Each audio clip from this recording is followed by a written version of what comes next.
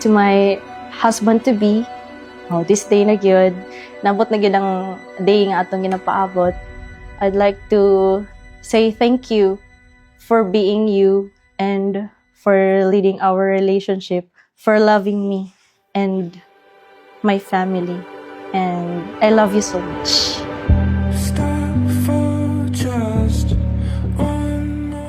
Una gyud is nag-meet me through online because same me og interest about una business. And afterwards, sa among pagkaila-ila dito naman nailhan nga siya po di ay is naga-serve po siya. Ang common ground namo is kada bitong amo ang pag-love sa Ginoo nga kanang gusto mi mag-serve nga dito ko nagka-interest sa iya.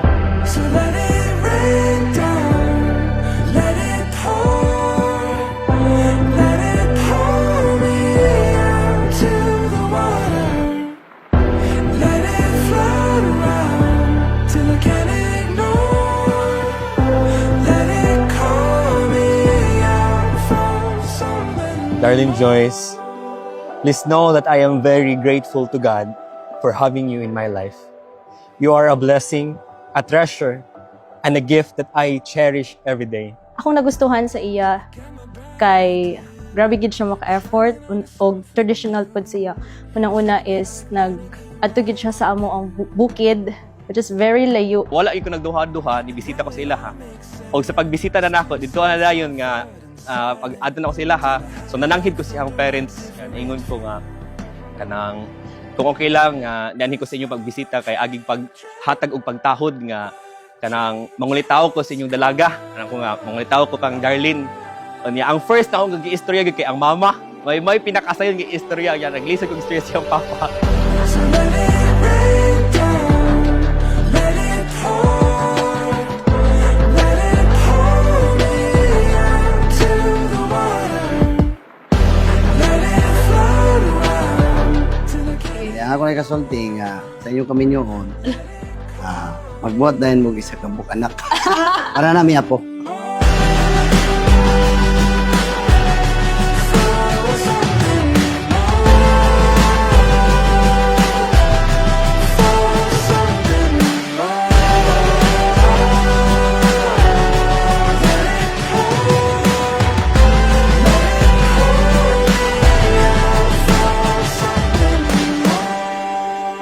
Darlene Joyce, do you take Jansen here present for your lawful husband according to the rite of our Holy Mother and Church?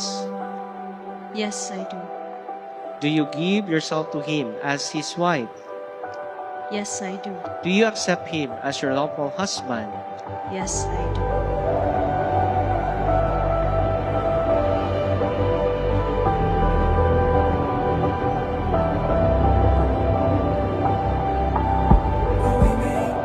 Love, mauna gid ni. Salamat kaayo sa pag-say yes sa akong pag-propose sa imo ha og hopefully nga kaning new chapter nato maging fruitful siya sa ato ang pag-build sa ato ang family og kanang happy kaayo ko sa kanang ato ang panag-uban og hopefully ikaw sam.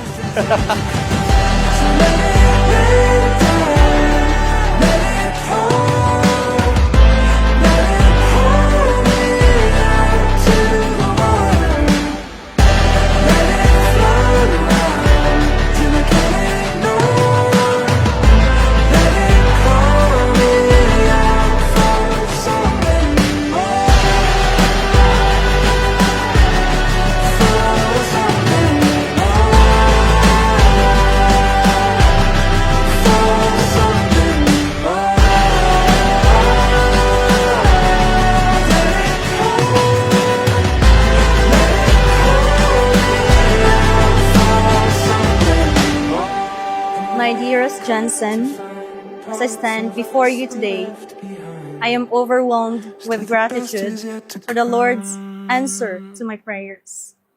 You're one of the greatest blessings I've ever received. You've brought light, love, and joy in my life. I thank you for being my confidant, my partner, and my best friend. You've made our long-distance relationship feel seamless, filling my heart with love and my soul with peace. Your efforts in our relationship mean the world to me.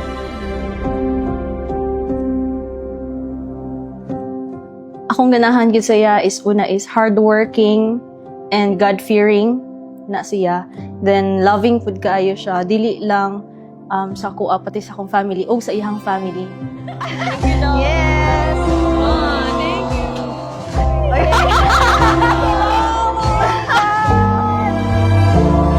Jaybert! Daryl! Ay, gwapo man ba? I honor you for being hardworking and a responsible son to your family.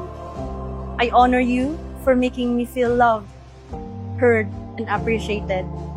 The way you lead our relationship makes me confident that you'll be a great husband and a father to our children soon. Ako ma-promise sa kanang mama ug papa ni Darlene nga panggaon nako kanunay og I will trying my best to be a good husband and a good provider para sa among small family.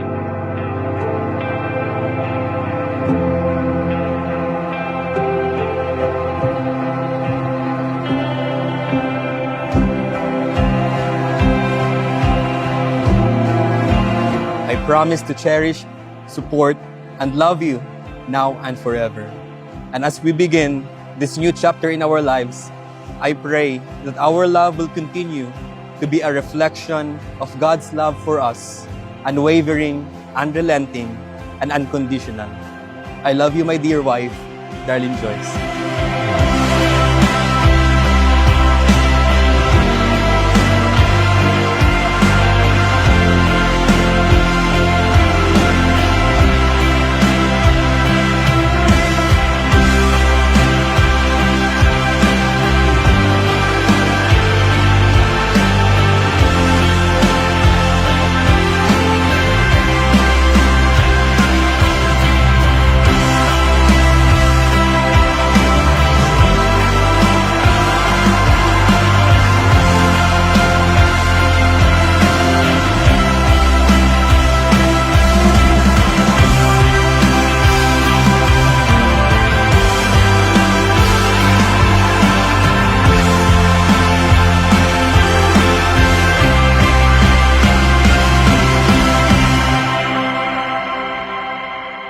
I vow to love you without condition, to support your dreams, and to be your partner in every sense of the world.